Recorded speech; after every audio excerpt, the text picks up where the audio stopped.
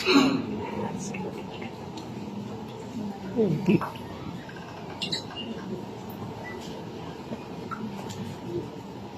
aming mga kapamilya, kaibigan, mga mahal sa buhay, mga kapwa-artista, kapatid sa industriya, mga bumubuo ng National Commission for Culture and the Arts.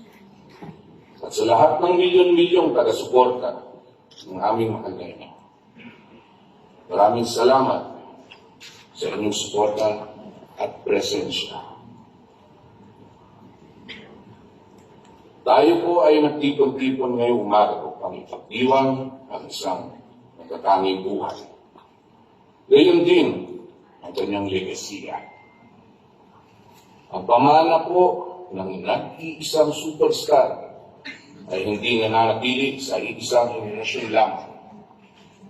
Ito ay patuloy nananatiling buhay sa puso at kamalayan ng sambayanang Pilipino. Sa ngalan ng lahat ng naanting niya bilang kawal ng sining ng kultura, inaalay ko ang aming taus-pusong pasasalamat sa NCCA sa pagkakaloob ng titulong pangbansang alagad ng sining sa isa sa mga pinakamatagal iconic na figura ng Pilipinas.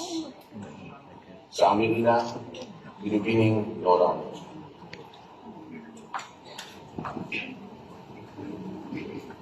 Bilang kanyang mga anak, kami po ay naging saksi sa kanyang walang kapantay na dedikasyon, pagmamahal sa kanyang sining.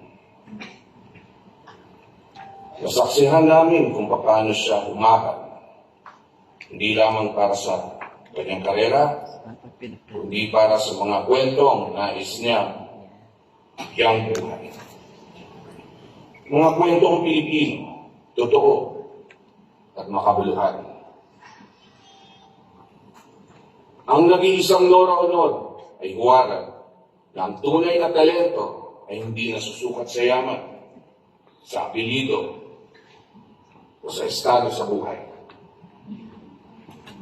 Siya ay patunay na sa pamamagitan ng sipag, tiyaga at buong pusong paglilingkod sa sining, maaabot mo ang pinakamataas na pangarap.